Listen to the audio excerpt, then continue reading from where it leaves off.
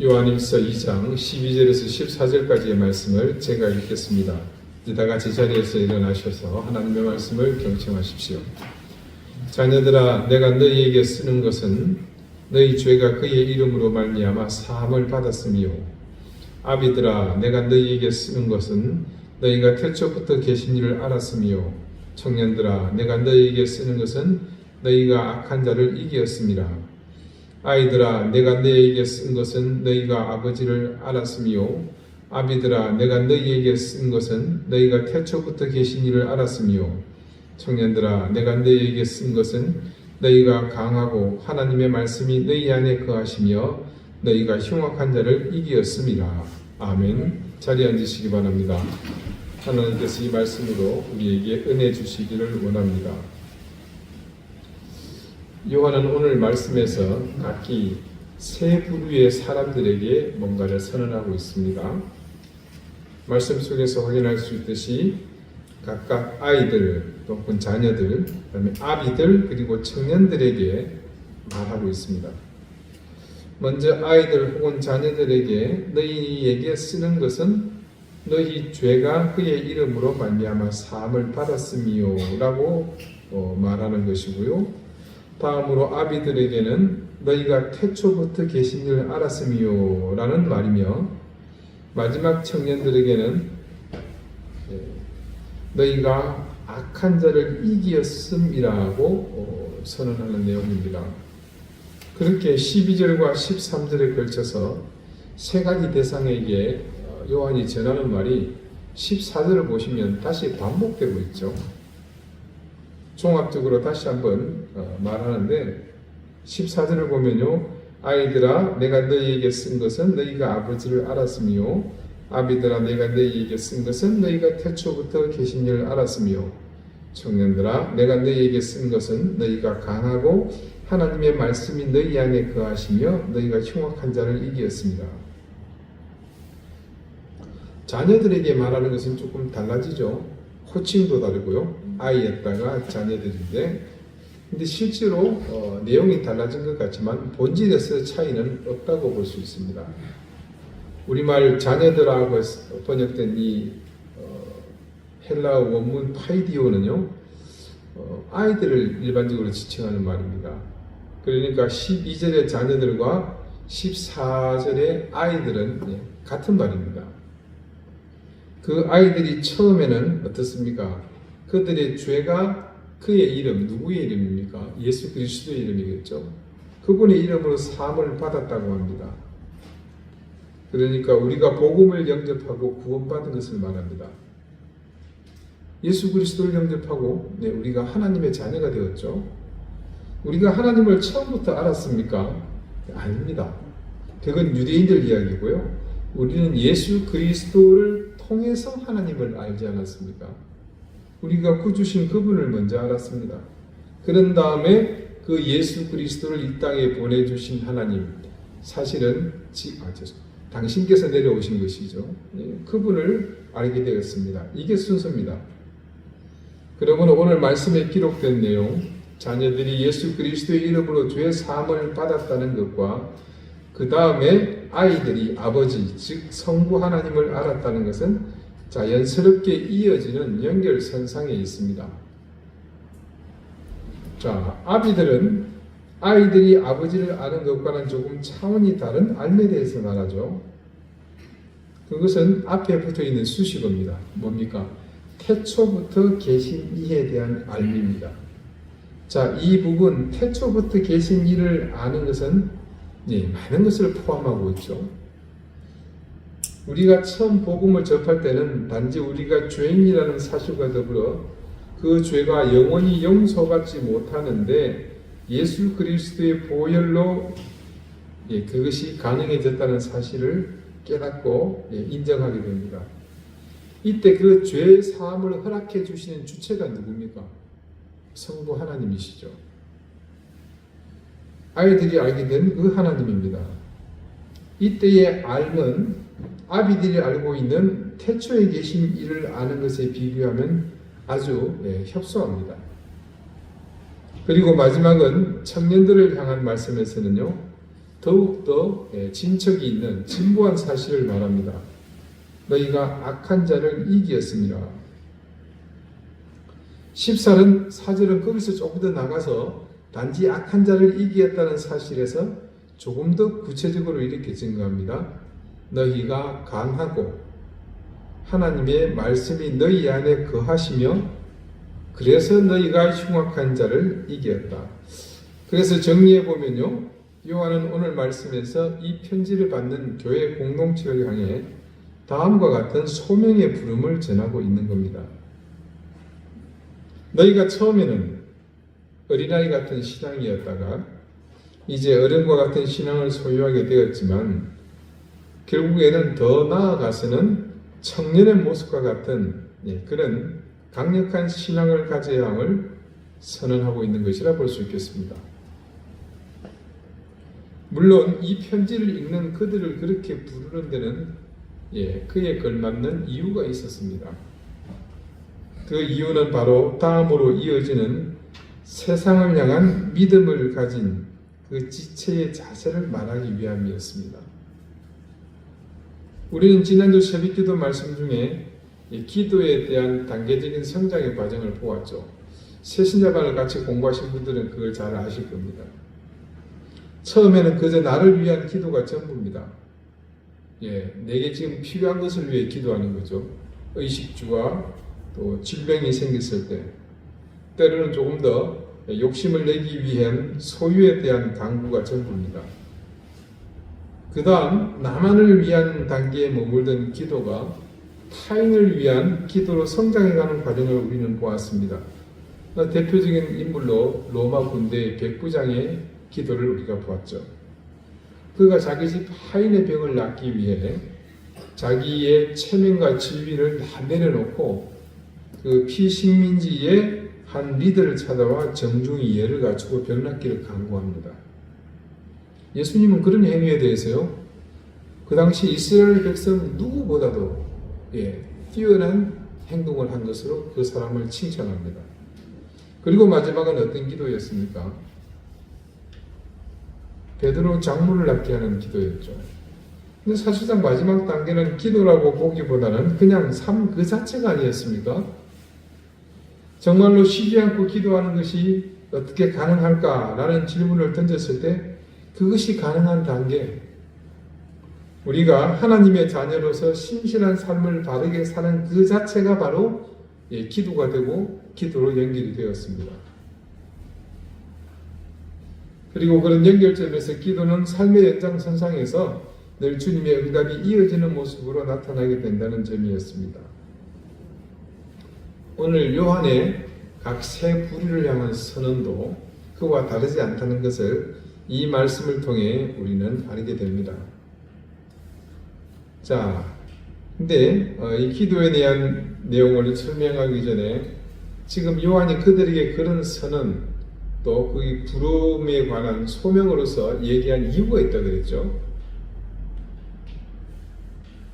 그것이 무엇인지는 바로 이어서 나오는 15절에서 17절의 말씀에 있는 본문 속에서 우리가 충분히 짐작을 할 수가 있습니다. 15절에서 17절 말씀을 한번 봅니다. 이 세상이나 세상에 있는 것들을 사랑하지 말라. 누구든지 세상을 사랑하면 아버지의 사랑이 그 안에 있지 아니하니 이는 세상에 있는 모든 것이 육신의 정욕과 안목의 정욕과 이생의 자랑이니 다 아버지께로부터 온 것이 아니요 세상으로부터 온 것이라. 이 세상도 그 정욕도 지나가되 오직 하나님의 뜻을 행하는 자는 영원히 거하느니라. 자, 긴 설명이 필요하지 않은 내용입니다. 요한이 오늘 12절에서 14절을 통해 우리에게 이 편지를 읽는 사람들에게 이런 신앙의 어떤 자세를 말하는 것은 바로 세상을 향해 너희가 우리가 어떤 모습으로 서야 할지 그에 대한 준비를 하도록 하기 위한 전초 단계라고 말할 수 있겠습니다. 그 전초 단계의 상황을 말씀은 그러니까 요한은 최종적으로 뭐라고 얘기합니까? 이기었음이라고 그렇게 선언합니다. 자, 여러분 요한복음 16장에 주님께서 이 말씀을 처음 하셨어요. 16장 32절 후반부와 33절 제가 읽어드리겠습니다. 그러나 내가 혼자 있는 것이 아니라 아버지께서 나와 함께 계시느니라. 이것을 너희에게 이르는 것은 너희로 내 안에서 평안을 누리게 하려 함이라. 세상에서는 너희가 환난을 당하나 담대하라. 내가 세상을 이기었노라. 우리가 꼭 명심해야 하는 중요한 것이 있습니다.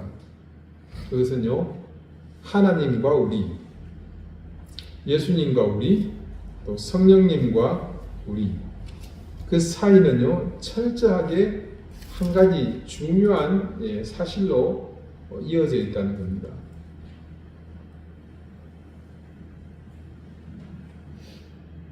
그게 뭘 것 같아요? 은혜입니다. 은혜가 없다면 그분들과 우리와의 관계라는 자체가 벌써 성립이 되지 않죠. 모든 상황이 그렇습니다.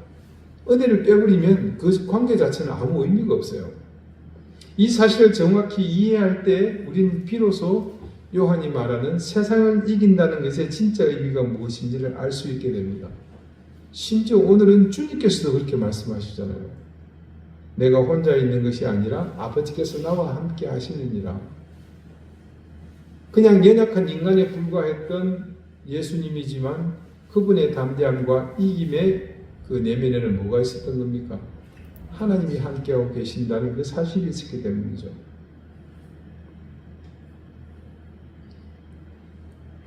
오늘 말씀에서 요한이 말하는 세상을 이긴다는 말은 그가 처음 한 것이 아니라 바로 주님께서 먼저 하셨던 말씀입니다. 이제 주님의 공생의 끝에 십자가의 죽음이 기다리고 있는 상황에서 주님이 제자들에게 하신 말씀입니다. 당신께서는 이제 곧 제자들마다 당신을 떠나고 혼자 남게 될 것을 아셨습니다. 그렇게 혼자 남아 십자가를 지셔야 함을 아신 거죠. 그러나 형식은 물론 모두 떠나가고 홀로 감당하셔야 하는 상황이지만 그분은 분명 성부 하나님이 그 모든 과정을 함께 하심을 알고 계셨습니다. 두려움에 있는 제자들에게 그 사실을 먼저 주지시키십니다. 그리고 그분의 결론은 이겁니다. 성부 하나님이 함께 하시는 이 여정을 통해 내가 세상을 이겼노라고 말입니다.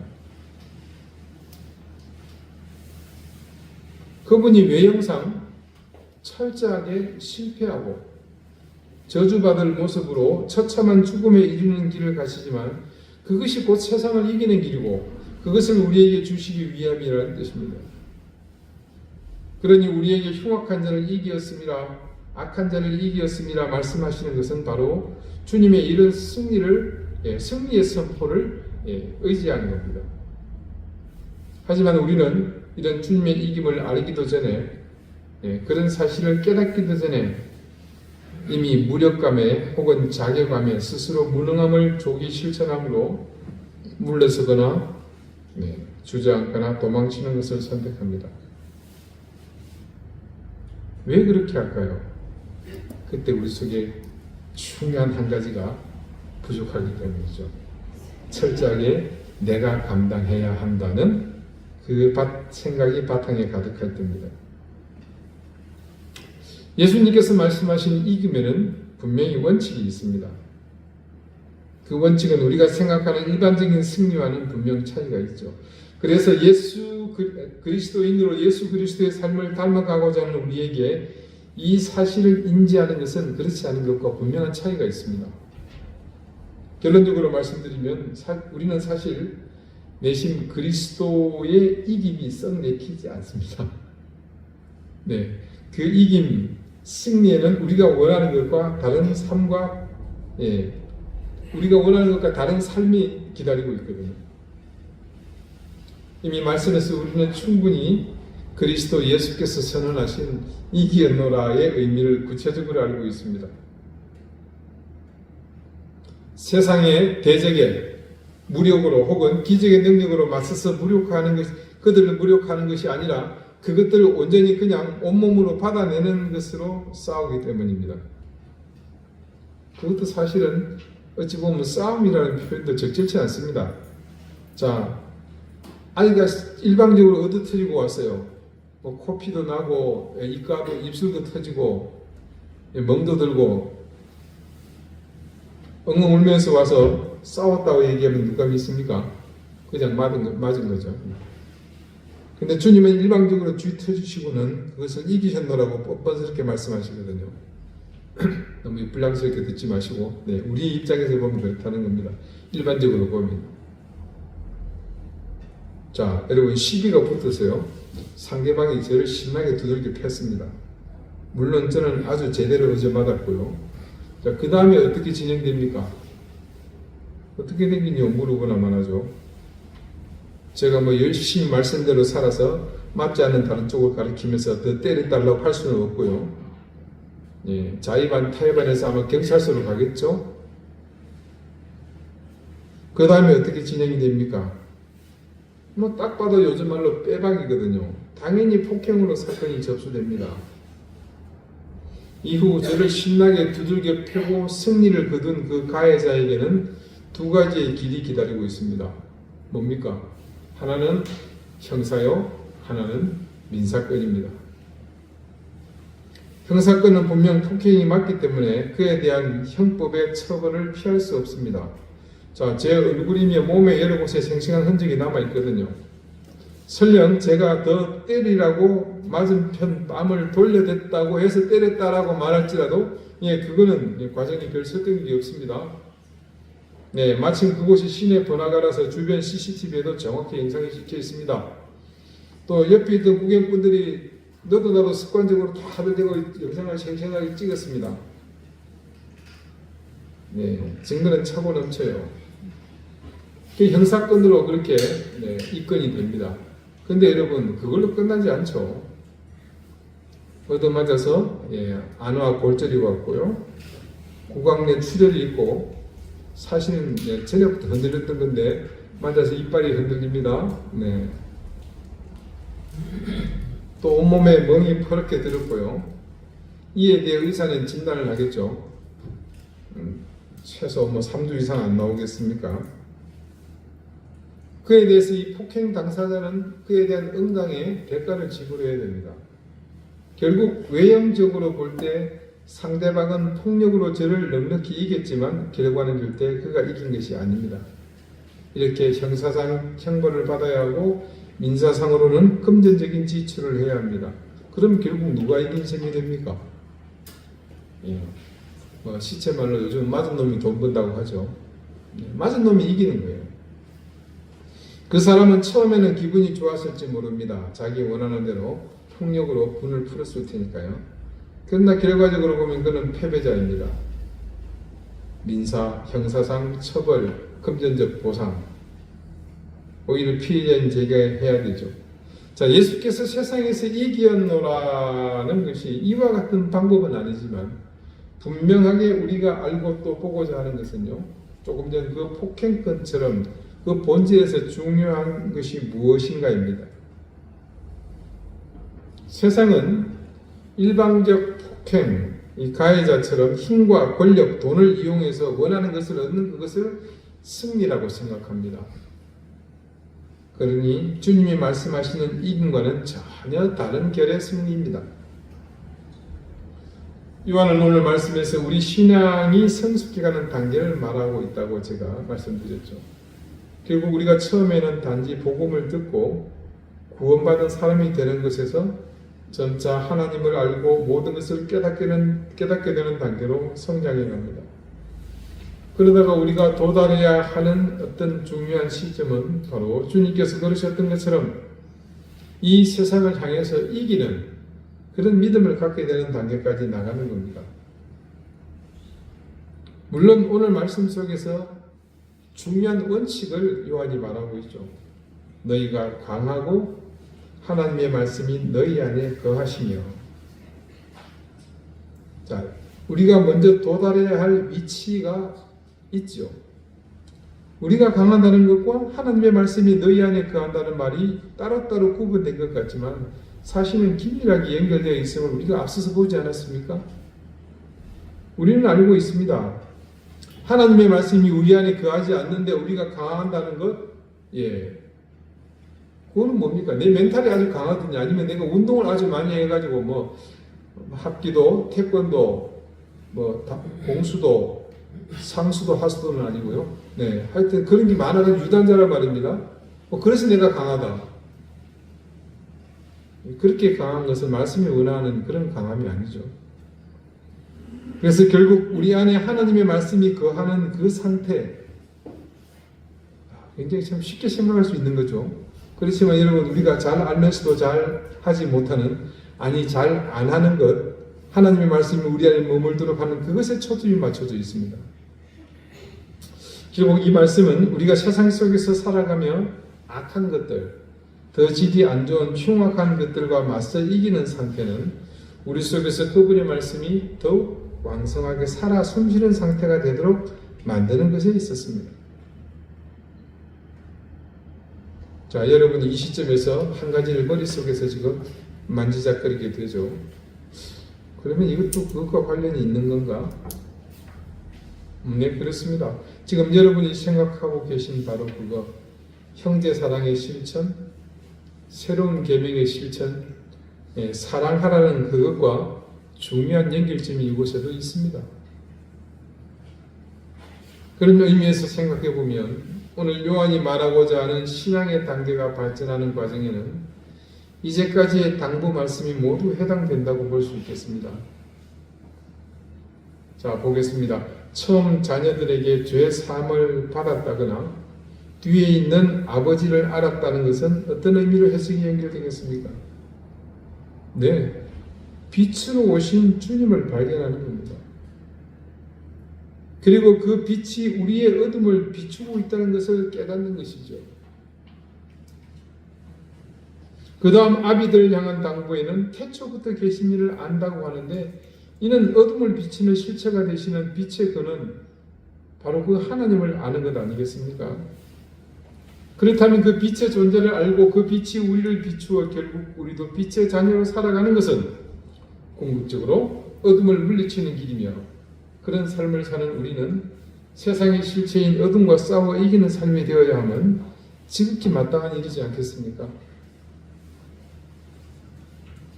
오늘 요한이 말하는 세상의 실체, 악한 자들, 더 질이 안 좋은 흉악한 자들은 모두가 어둠을 대표하는 구체적인 실체들입니다. 그래서 결국 우리가 새로운 것이든 오래된 것이든 그 계명의 핵심, 사랑하라는 것, 형제를 사랑하고 이웃을 사랑하고 심지어 나를 해하려는 원수까지도 사랑하라는 계명을 실천하는 것은 우리가 세상을 이길 수 있는, 요한의 오늘 표현을 빌리자면요, 악한 자를 이기고 더 질이 나쁜 흉악한 자를 넉넉히 이길 힘을 얻는 길임을 알게 됩니다. 자, 오늘 말씀을 보니까 요한은 이런 사실에 대해서 과거형 시제를 사용합니다. 이는 우리가 그리스도 예수를 구주로 영접한 것이 이미 과거의 일이고, 그래서 죄 사함을 받은 사람이 분명하며, 또 그런 과정을 통해서 이 우주 만물을 지으시고 다스리시는 하나님, 그분이 가만 계시지 않고 인간의 모습으로 오신 성자 예수님, 그리고 지금도 우리의 내면에 깊이 내려앉으셔서 우리에게 선하고 의로운 의지로 응원하시는 성령님, 그렇게 삼위일체 하나님의 주권 아래 이미 있다는 사실을 바르게 인식하기를 바라고 있다는 것을 알 수 있습니다. 그러므로 이제 우리에게 필요한 것은 그런 확신을 통해 우리는 이미 강한 존재이며 우리 속에 거하는 말씀의 힘으로 이 세상에서 어둠의 권세를 포기하지 않고 하나님을 대적하는 모든 세력을 굴복시킬 사명이 있음을 분명히 깨닫게 되는 겁니다. 여러분, 우리가 하나님의 자녀요, 또 그리스도의 제자이며 성령에 사로잡힌 사람이라는 사실을 정확히 아는 것은 우리에게 엄청난 능력이며 놀라운 사실임을 잊지 마십시오.